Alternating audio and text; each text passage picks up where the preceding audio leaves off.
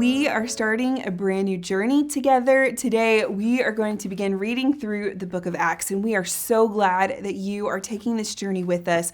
All I want to do in this first video with you is kind of give you a frame of reference for how to think about this book and one theme that I want you to just be looking for as you read each of the sections this week and then every week that we're reading Acts here to come. So this is not a book that really stands all on its own. In one way it is, but this is actually a sequel. If you have read the Gospel of Luke, we read it together 2 Lents ago, then this story is going to seem very familiar to you, and that is because it's written by the same author. Acts is actually the sequel to the Gospel of Luke. It's written to the same patron, the Theophilus, who probably gave the money for these 2 books to be written. And what Luke is doing in the story of Acts is actually picking up the story of Luke right where it left off. And there's a structure at play here that sends a really profound theological message that I just want to highlight for you and then give you something to think about for the rest of the day as you dive into this book.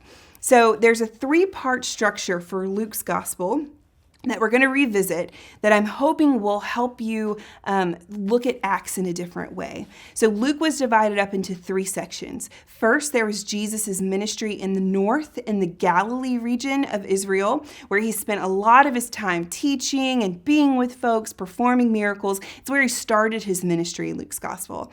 Then the second movement is all about Jesus' journey south to Jerusalem. So lots of stories of him on the road, encountering people as he goes from the north all the way down to the south.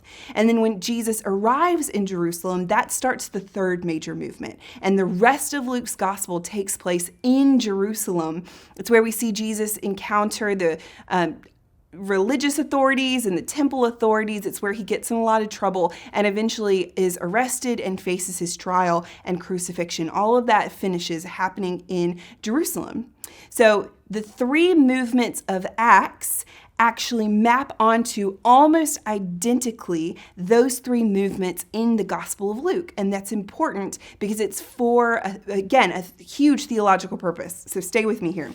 In the Gospel of Acts, or the book of Acts, we have those 3 same movements. We're going to start in Jerusalem, and that's going to be where the initial ministry of the apostles happens and the disciples, the early followers of Jesus, after Jesus ascends to be with the Father.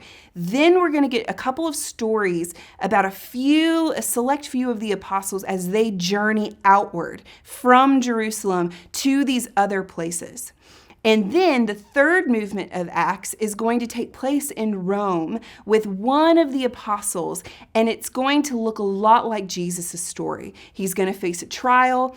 There's going to be a lot of conflict with some of the religious authorities and the political authorities there in Rome.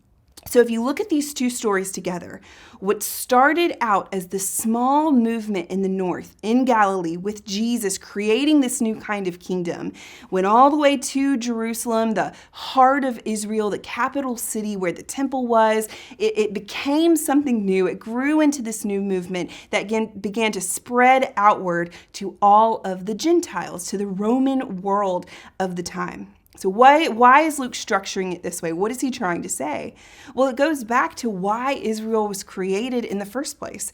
You may remember in the Exodus story, when the people leave slavery in Egypt and arrive at Mount Sinai, there's this incredible moment, like right by the mountaintop, where Moses invites the people to live with God and to be in relationship with God. And what God tells them through Moses is that they're going to be God's treasured possession. In other words, they're going to be blessed. But it's not for their own benefit. It's for the benefit of everyone around them. They're going to be blessed so they can be a blessing to the rest of the nations. He actually calls them a holy priesthood. And all that a priest is someone that mediates the relationship between God and someone else. So from the very beginning, Israel's whole purpose as a nation was not just to be blessed by God, to be a special group of people, but to be a special group of people who, through the way that they live, would bless all of the rest of the nations, the Gentiles. And so Luke, in his 2-volume work of Luke Acts, is telling the fulfillment of that story. What started out as this small movement with Jesus, this renewal movement through the people of God, this chosen people, goes all the way through Jerusalem and is rebirthed into something new that in the story of Acts then spreads to the rest of the world. We get to see how the first Christians were blessed to be a blessing. And here's the second thing that I think Luke is doing in this structure. He's going to show how the early followers of Jesus, their lives actually look a whole lot like Jesus's life. He does that in the structure, again, modeling the three movements after each other. The same kinds of things are going to be happening. And as you read, you'll notice things that start to sound familiar, like, didn't the same conversation happen with Jesus? Or didn't he experience this also? And the answer is yes. Luke is doing that so that you and I see the more we follow Jesus, the more we commit to the way of Jesus and shape our lives by the principles and things in this book, the more our lives are going to start to look like his. And that is both a positive and that we want to be like Jesus, but it's also a little bit of a word of warning. You're going to face some of the same conflict, some of the same tensions with different religious authorities or just people who don't understand what it means to live like Jesus. And you're going to experience some of the same conflicts even within the movement, even within other Christians, other people who are just trying to figure this all out together. So as we read, I hope you'll be looking for those kind of moments where you think, this sounds like Jesus. And be reminded that that's what our lives are supposed to look like. The more we follow Jesus, the more our lives will start to look like his. As we read, I've been, even just reading this week, I've been already inspired by the fellowship of the believers as we've prepared to do this study and how they lived with radical generosity and hospitality and how their lives began to be shaped by some of these same characteristics and practices that Jesus did. So that's my challenge to you this week as you begin to read this book. I pray that you will be inspired by the life these early Christians led and that you will begin to see what it means to be Christian and what it means to live like Jesus.